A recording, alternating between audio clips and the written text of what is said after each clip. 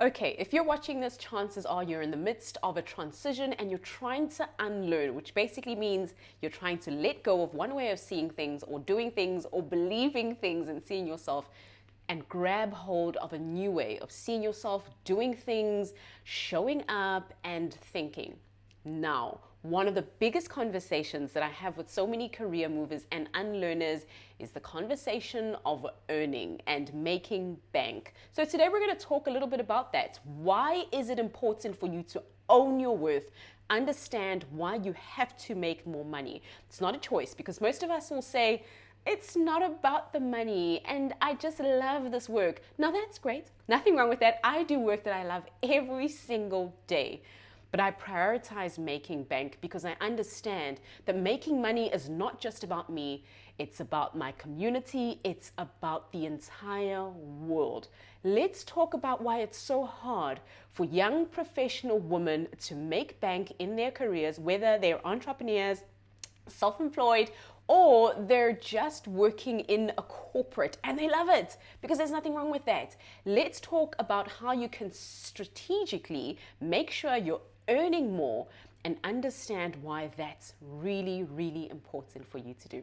Let's have this conversation. Got some unlearning to do? Hi there, I'm Zanele Njapa, known to my clients as the Unlearning Lady, a past primary school teacher and now the world's leading voice on using key unlearning principles to self-disrupt, get unstuck, and transition successfully. Okay, welcome back, Unlearner. It's lovely to have you watching this video once again today. If you haven't already subscribed to my channel here on YouTube, make sure that you do that as soon as possible. Also, another thing, make sure that you hit the notification bell so that you don't miss any of the upcoming videos. I want to make sure that you and I are constantly having conversations. Go over into the chat and let me know what your thoughts are about this topic. Today's topic is, I think it's beyond exciting. I love having conversations about money because up until, and here's the magic line here, up until I prioritized making money and being profitable and being abundant in the financial sense, I wasn't able to achieve it. And here's the thing, I started this video off by saying most of us will say, oh, it's not about the money. I'm not trying to, it's not about being focused on making bank. It's about the impact. And that's great. But here's the thing that I want you to get, and this is what we're going to talk about today, is how making bank is one of the best ways you can make an impact. And so many of us as career moving women struggle to negotiate for higher salaries because in our minds, we have this idea that making money has got nothing to do with our jobs. Or it's a conversation of how we don't quite understand why making money is probably the best thing that we could possibly do for ourselves. So let's talk a little bit about some of the numbers here. I don't know if you've read this amazing book, and I strongly recommend it, one of my most recent reads. It's a book that's called, what's it called again? It's called The Secrets of Six-Figure Women. Amazing, amazing book. If you haven't read it, definitely go out there. But this is what the book reveals. The book reveals that 1 in every 3 women is actually an under-earner. So 1 in 3 of us women working in the corporate space, working in our own sort of fields or in our own businesses are under-earners. And under-earning means you are earning less than your worth. That's basically all under-earning means. And we're going to talk about charging for your worth just now. But if you are a woman, know that there is a high chance, baby, sweetheart, love, that you are undercharging or you are under earning. Now, here's the important thing to get. You're probably watching this and go, but I have a job in corporate. This doesn't count for me because I don't necessarily dictate how much I earn. Oh, this is where we start to get things wrong. And this is where this conversation is super important because you, yes, you, sitting there in corporate, sitting at home, working at your desk, working for a huge corporation, you as an entrepreneur, you as an individual who is part of the gig economy like myself, you who is doing so many different things that are a part of, working here, working there, on this payroll, on that payroll, you are also a part of this shocking stat. 1 in 3 of us are under earning. Now let's talk a little bit about what that means. So the book continues, that Secrets of Six-Figure Woman continues to say that what that means is that women like you and I are accepting less than what we deserve. We are accepting less money for the work that we give. And work that we give in terms of how many hours we put in, how much of our skills, our knowledge we give to the work that we're doing. Another thing that the book says is that we give away our skills for free so often as women. So let's think about a nice scenario around this. And I'll give you one that pertains to some of my work, is we'll go, oh my goodness, a person will go, hey Zanele, can I jump online and just pick your brain about, I'm going through this particular transition, my boss has just said this, I'm trying to work through it like this, I don't see how there's still alignment in my career strategy, or I'm struggling with this particular mindset that I need to unlearn. And then the person will go, can I just sit for 30 minutes with you on a call? Really, really need to, because, you know, I'm trying to make sure that my kids have a better life and this works out and hubby's doing this and this. And then I will sit there and I'll go, I really feel for you. I love you. I say, you guys know I am probably the biggest love sender that I know. Like, I will send you love. But when it comes to the value that I give you, I expect, and this is the important thing that I would love for you to start to practice, expect to be compensated according to your value and your worth in the marketplace. I'm not talking about your inherent value as a human being, as a soul. That's a completely different conversation. But in the marketplace, your skills, your knowledge has a price. And oftentimes we miss that as career women. We miss that understanding of how much am I really worth? And I'll talk about a question you can ask yourself later on that is a game changer when it comes to thinking about salary negotiations and negotiating what you charge, your fees, your rates, and those types of things. So let's talk about one of the other reasons that they give in the book for why women are under earning. One of my favorite ones is that we're afraid of disappointing people. So oftentimes, if we go back to that scenario, we're saying to ourselves in our heads, oh my goodness, oh, I just don't want to, my community, they rely on me so much, they really need the support. Let me just, give her 30 minutes of my time. But what you're actually saying, and here's the important thing that goes back to the conversation of boundaries.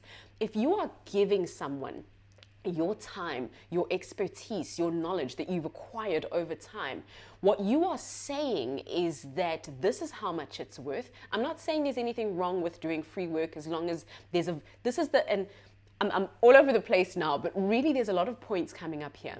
Is that when you charge for something, there needs to be a value exchange.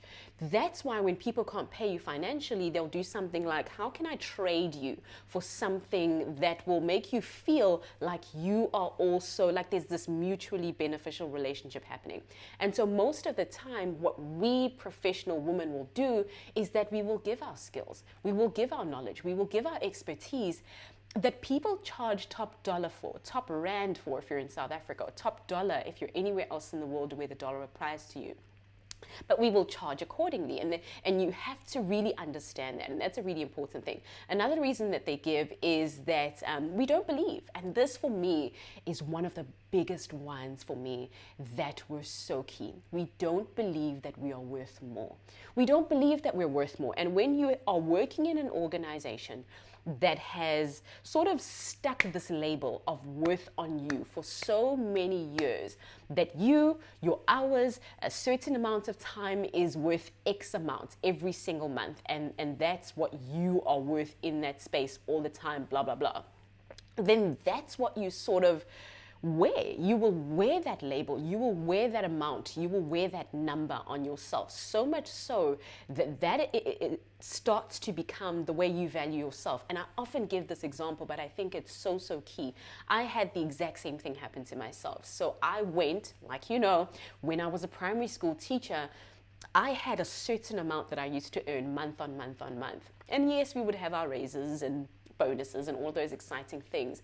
But that was, I was in this sort of income bracket. And when I left my teaching profession, or I left the job in teaching, I now had an opportunity to treble what I earned per month, or I could treble what I earned per month doing what I do for an hour. But in my head, guys, and I'm not even joking, in my head, I hadn't come to understand what that really meant. I hadn't seen myself as worth more than X amount per month. So even after I'd made that transition, I still struggled. I struggled for those first few months to earn what I was worth, what I deserved, because in my head, I was like, no, but as long as I have this much, I'll be okay for the month. I'll cover my expenses. I'll be able to maybe just go out a few times if I want to and buy the nice clothes that I want and just be okay.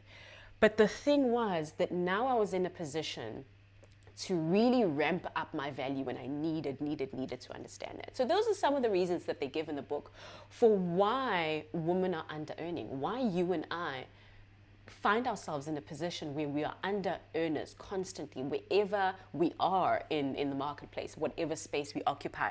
And another one that I think is so important as well, that ties in so beautifully with not wanting to disappoint people, is we put other people's needs before our own.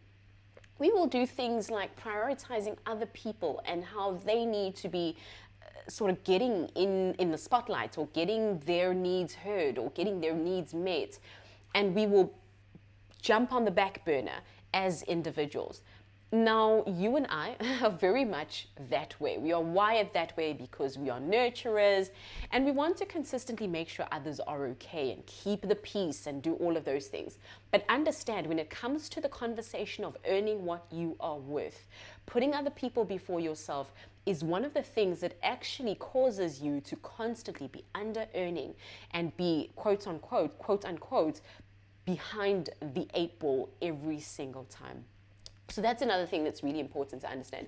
Those beautiful reasons. And when I read that book, those top reasons really made sense to me. Why women under earn consistently. It's because we do all of those things. We give our skills away for free. We don't believe that we're worth more. We don't want to disappoint other people. We put other people's needs before our own, and we accept less money for what we do, for the work that we put in, than what we are actually worth in the marketplace. Not as human beings, like I said before, but in the marketplace, according to what we do and what we deliver. Now, let's talk about what we can do. What now? What are some of the things we can start to put in place as we start to think about this? And I'll start off by a question that is an absolute game changer. As you start to think, okay, so this is where you are now. Zanele, I understand. I'm probably an under earner. And I think if you're an under earner, you know. You know, it's a feeling you have.